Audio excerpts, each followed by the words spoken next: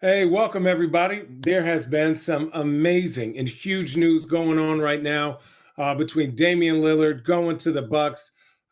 We have Drew Holiday going to the Blazers, DeAndre Ayton going to the Blazers. But all this means is that the Milwaukee are committing us, and all this means is that we are going to talk about our contenders.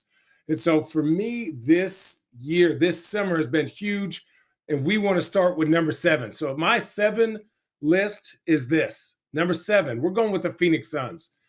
They've gotten rid of DeAndre Ayton, bolstered their bench. They have Nurkic, who's a big name in that trade.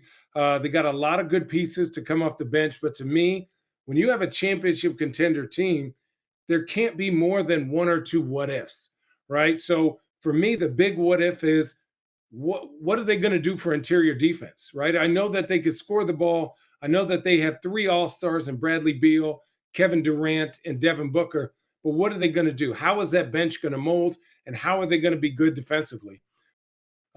Me, I still think the Suns have some moves to make. I think they're going to need some, obviously, rim protection. I think they're going to need to bring in 1 or 2 more vets to really kind of just solidify that bench.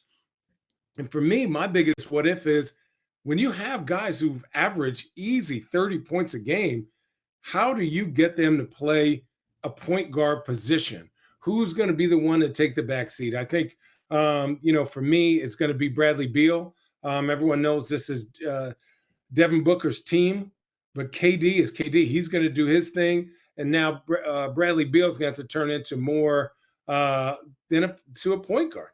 And so right now, Mets fan Abby, are the Suns better with Nurkic and Grayson Allen? I think it's a catch-22. I think you have 2 really good role players. I think you're getting good veterans to me, but defensively, are they going to help you? Nurkic is a power, comes to rebounding, being there down on a post. And I always think if Denver is number 1, who do you have to guard Jokic, right? He's obviously, you need some bodies. And right now, I think Nurkic is the only real body. So that's why I think the Suns are going to make another move to bolster that big man, to bolster their big man. And you know what? Ayton is always a loss, but I also think you're not going to get the best version of Ayton on. He's not going to have the opportunity to make mistakes. He's still young. I think the Portland Trailblazers got a really great deal in getting him with Simons and Scoot. I think that was amazing for Portland, but we're not here for teams that aren't trying to win. We're here for teams that are trying to win chips. And I know, hey, you're going to say Suns are crazy, but what if, Number 6, Miami. I think, Miami lost a couple pieces, but I do think with Drew Holiday out there, that would be a huge what if. That's my only what if with Miami. We've seen what they're going to do with the team that they have. Jimmy's absolutely dangerous in the playoffs. Bam Adebayo is fierce. But again, what are they going to do with Tyler Hero? Are they going to continue to try to move him? So, hey, the Miami Heat, I'm at number 6. Number 5, I have the Warriors.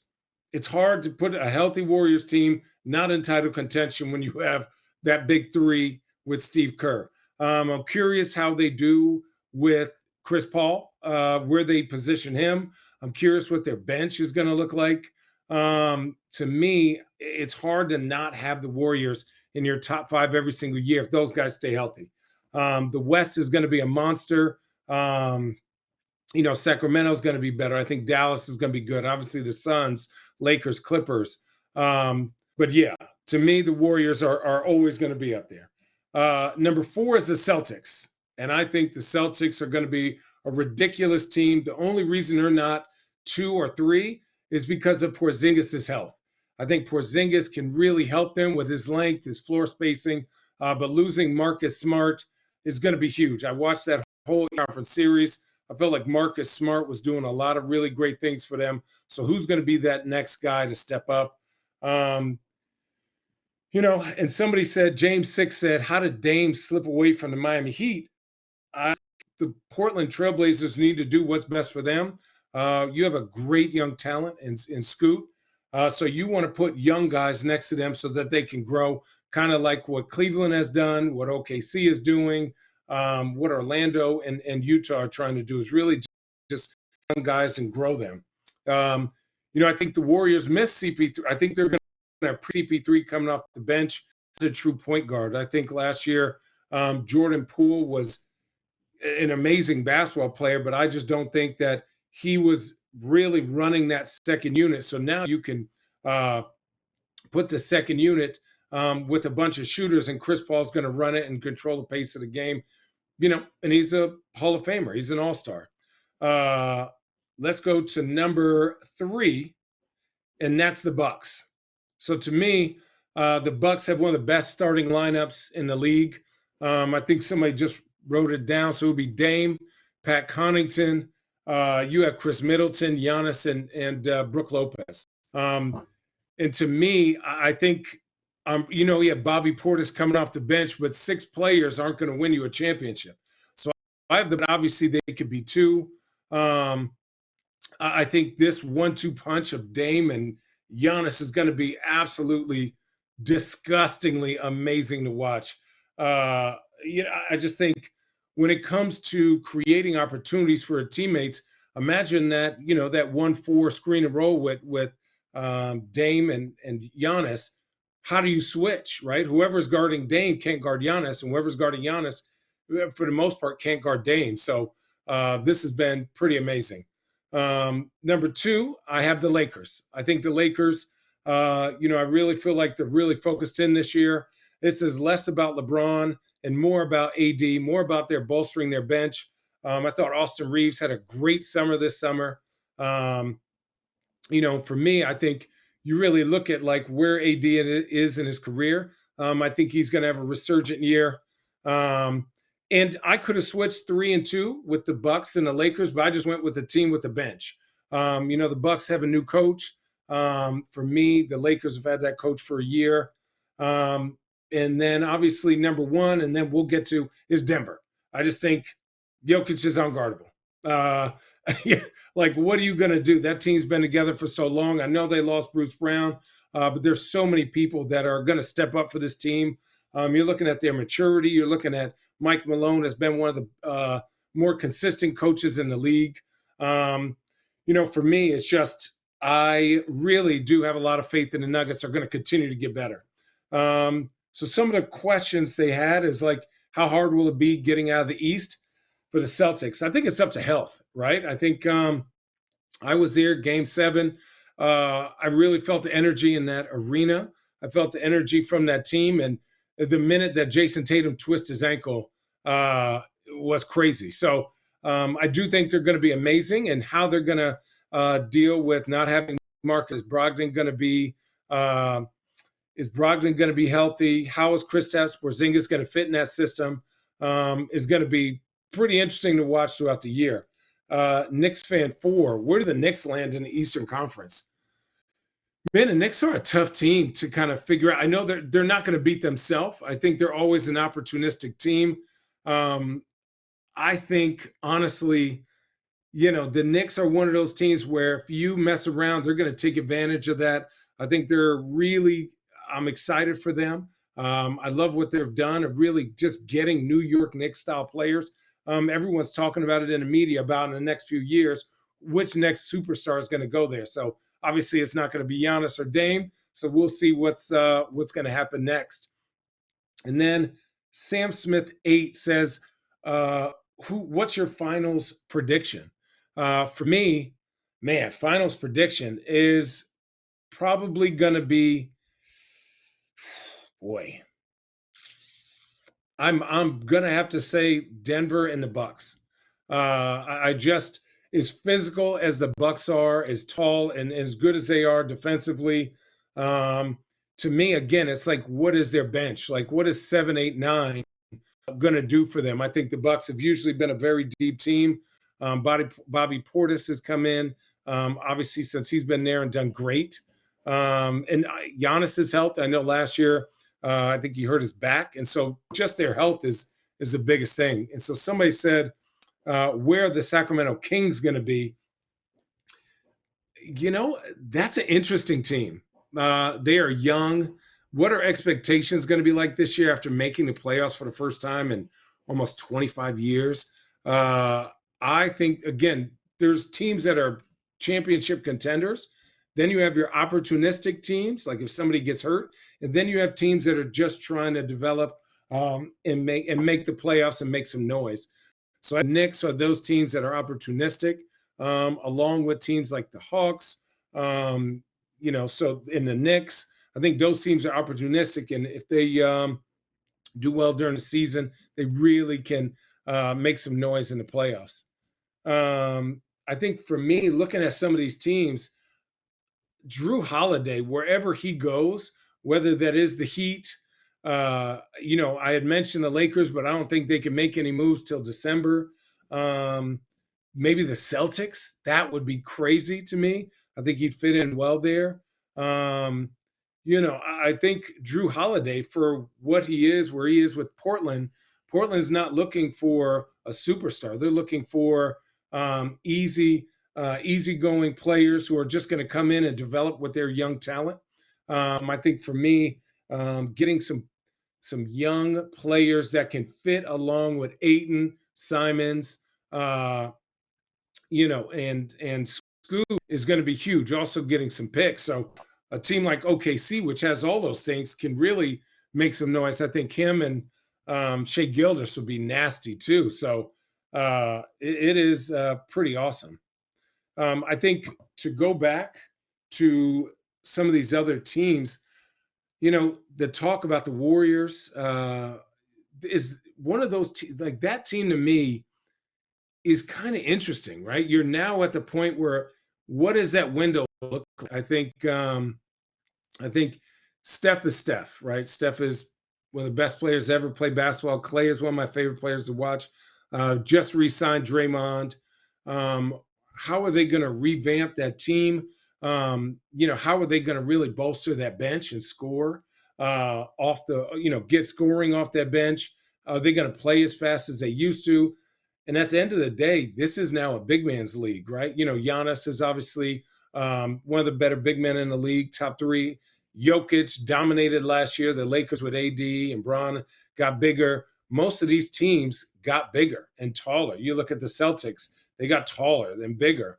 Um, you know, I really am interested to watch the Warriors and see if their style of play, that small ball, can still be effective against teams like Denver, where they have such a dominant big.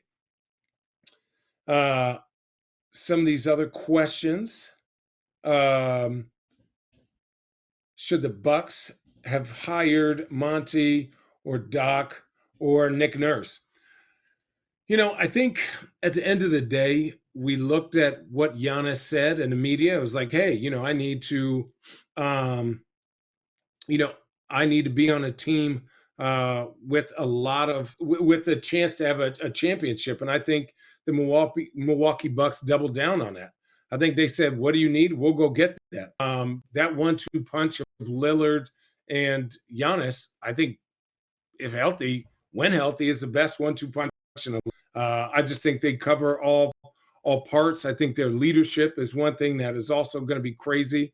I've also played underneath Adrian Griffin, and I think he's a solid coach, solid human. Going to be able to talk to these guys and challenge them. I think when you look at the Bucks, they just need to inject some new energy, some new voice, a new fight. And I think the East is going to be a monster, but I think there's two or three teams, obviously the ones on here, that have really set themselves apart and think they have a chance to win. And I kind of agree with that. I think so. Somebody said, Alex Brave said, how much did they move up this trade, the Bucks, and where were they before this? Dang, the Bucks are always good, man. The Bucks always had a chance. To me, they're always top three in the East, top four. It's all a lot of times with these older teams. You just worry about their health, right? Giannis goes down. He plays in the first three games, but they still lose. Teams can get hot, like the Miami Heat, right? They're really opportunistic teams that are waiting to rely on those things to win series. But the Bucks may have been on this list without Damian Lillard. I might say 5, but now they go 3, but they really should be 2. Um, and again, it's are the Bucks done? Are they going to get more veterans to come? It's a long season to come and play 8, 7, 8, 9, 10. Those players, I think those are things that really. I know they have Jay Crowder, so I know that they're going to have some good veterans to help them win games during the year. And so I know a lot of people are like, "Oh, Lakers number 2," but you know, anytime AD plays, he's one of the top 3 to 5 best players in the NBA. So at the beginning of the year, we always have to start over and say, if this team is healthy, what are they going to do? We've always said, do they have extra playmakers? Do they have a bench? Do they have a length? Right? Do they have guys coming off the bench that understand their roles? And I think they do. So I know Lakers Bucks are 2-3, but for the purpose of argument's sake, we could put the Bucks at 2. Um, some Chris Bucket says, what about the Clippers?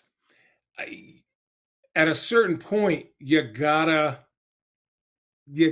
I mean, the Clippers would be 10, maybe. I love Paul George and Kawhi. I just haven't seen them get over. I just haven't seen them get over the hump. Right? It's like every single year, it's like one guy goes down, then the next guy goes down. So that type of crazy inconsistency in health makes me put them lower. But if they get healthy and it works out, they could be very dangerous. Let me see. So then Frankie T76, it says, Drew just said he'd be a Buck for life. Did they do him dirty, or is that just part of the game? I think it's part of the game, right? I think it is part of the game. And at the end of the day, you make a decision. Is it Drew Holiday or do you, right? I think you look at that relationship. Drew Holiday is one of my favorite players. He's one of everyone's favorite players to not only to watch, but like as respect. But you look at an opportunity to have Damian Lillard with that relationship with Giannis, you got to take that chance, right? Especially for a guy like Giannis, a generational talent. I just think you have to take those chances. You can't think 3-4 years down the line. You got to think now, right? This league, there's so much parity. And when you have a guy like Giannis or Jokic or Embiid, some of those guys, you're just like, we have to go for it now. Bama Guy 90 says, what do you Hawks this upcoming season? So I really like the Hawks. I think watching them last year, their system is more based for them to move around. It's not your turn, my turn, DeJounte and Trey. I think watching them in Summer League and what they were trying to implement, I think that's really going to help them to be more, I would say, energetic on offense. And defensively, they're going to have each other's back. So I'm interested to watch them. I think they're going to be opportunistic. I think they have talent. A team that was 500 last year, it's hard for me to say, oh, now you're contenders, right? I want to see what happens the first 30 games. And Little Cat 3 says, wait, we're the Sixers. I can't put the Sixers up there. And it's just the truth. When your main guy, if you have, your main star, you have Embiid, is creating all this ruckus before the season, you can't go into the season thinking you're a contender when you don't even, your main guy ain't even going to training camp or media day. That's a huge what if. That's the biggest what if, I think, in the league right now. It was Damian Lillard. Now what is it? It's James Harden. So regardless of what happens with that, what do you get back? Another thing I'm hearing on Twitter is Sixers are going to be aggressive in trying to get Drew Holiday back. Now, Drew Holiday goes to the Sixers. Now we got to put them up there. I might put the Sixers, shoot. They might be, we might have to have a bunch of 7s or 6s, Heat, Suns, and 76ers will be probably in my realm. Um, and a lot of people are kind of saying the Suns at 7 is bold, but again, when you say, I'm not saying they're not talented. What I'm saying is who is going to play what position and how is that going to work? You have a first year new head coach. You have KD's first year. You have Bradley Beal's first year, Nurk's first year. How is that going to, get in there? How is that going to meld and gel? And then you have a whole new bench. That's a lot of whole new. So I think that they're going to have a fair share of games. But for me to just say at the beginning of the year, oh, these guys are 2, 3, 4, we're looking at like favorites to win a championship. I can't say that right now. Do they have the talent to do it? Absolutely. But when you need people to do something new that they've never been asked to do in their career, that's why I have them 7. Not because of the talent or I don't think they can do it. I just think that's when you look at like the what if at the beginning of the year. I think some of the other things that we're looking at for the Heat, if we really want to talk about them, it's just, again, these are teams that aren't going to beat themselves, right? I do think they're going to miss, Max Strus. I think they're going to miss a lot of their scoring. And what do they do with Tyler Hero, right? A guy is, in trade rumors all summer. Got to feel a certain way. How does he come back to camp? What do they get for him? That's got to be weird. What does their bench look like? What does, they had a deep bench. They had a bunch of guys like that. So I'll be interested to see what they do, but I don't want to count the Heat out. They did go to the NBA Finals. So for me, I'm putting them there based on not only the players, but based on their upper management of getting players to play outside of who they are. Somebody said, where are the Rockets? Bottom. All right. I just don't think you can. I think they're the smallest team in the league. We have to look at some of the better teams in NBA. They're the biggest teams in NBA. You look at what's dominating the league right now, and that's length. But I think the Rockets are still going to make moves. I think they have talent. I think Ime's a great coach. But that's a lot. That's a lot to come about. That's a lot of you're not even worried about winning yet. You're worried about changing a culture. So that's what I had about the Rockets. And I know, so people who have the Celtics at 2, my question is, do you just not pay attention to Marcus Smart and what he's done? And what does that role look like? And do you expect those guys coming off the bench to just take that, right? You sent Marcus Smart to Memphis. Marcus Smart was Defensive Player of the Year. I just think that's a big gap for them, especially last year. The year they went to the NBA Finals, they were one of the better defensive teams in the league. Last year, they were one of the better offensive teams in the league. And their defense kind of slipped here and there. And then all of a sudden, you move off of Marcus Smart, who really helped them at times, keeping the ball above the free throw line. And then you add Porzingis. And, I know he had an amazing year last year with Washington. But where is he health-wise? I know he didn't play for Latvia this year. He hurt his ankle. And so what does that wear and tear look like? Is he going to play the 5? Think about that matchup between Giannis and Kristaps, right? Who guards who? What does that do? And then just who's stepping up for them off the bench? Is it Brogdon? What's his health like? So it's just, there's always questions, but all these teams, all 7 teams that I've mentioned have a chance. They all have a really good chance of winning this. And a lot of people are saying Derek White, and I believe you, right? But I want to see that, right? I want to see that. I don't know. I've seen it in sections, but I don't know if I've seen it for a full 82 games plus playoffs, right? I think Derek White is great jumping into that role and being that spark, not only starting, but coming off the bench. I thought he played great in the Eastern Conference Finals and really gave them a chance. Somebody asked about Memphis. It has nothing to do with Memphis as a team. I think they're one of the most exciting teams. I think they made a great with Marcus Smart. My only question is like maturity and like when they win a couple games, are they going to win 3 in a row? Are they going to try to win 13 in a row or 23 in a row? Um, that is my thing. And then the huge, I've said this since day one. Uh, Jaren Jackson Jr., if he's healthy, they're going to be fine. I think he defensively, obviously defensive player of the year. Uh, he has been just amazing for that team, eating up a lot of holes. And if he can stay healthy, I think this team is obviously going to be one of the better teams in the West. Somebody said Doodle Bob or Giannis and Dame, the best duo, excuse me, in the league. I mean, yeah. I mean, you kind of got to say, yeah. Um, you would, man, health wise, they're both generally extremely healthy. Um, I would say leadership, defensively, Dame or not Dame, but Giannis is one of the best, if not the best, one of the better defensive players in the league. You look at how they run the system; they're unselfish.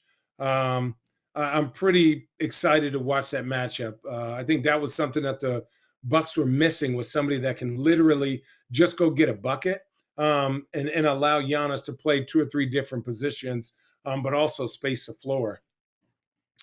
Uh, but yeah, guys, I appreciate you guys being here and listening and talking with me. People say the Warriors got worse, but every time we say that, they end up doing something crazy and make for it.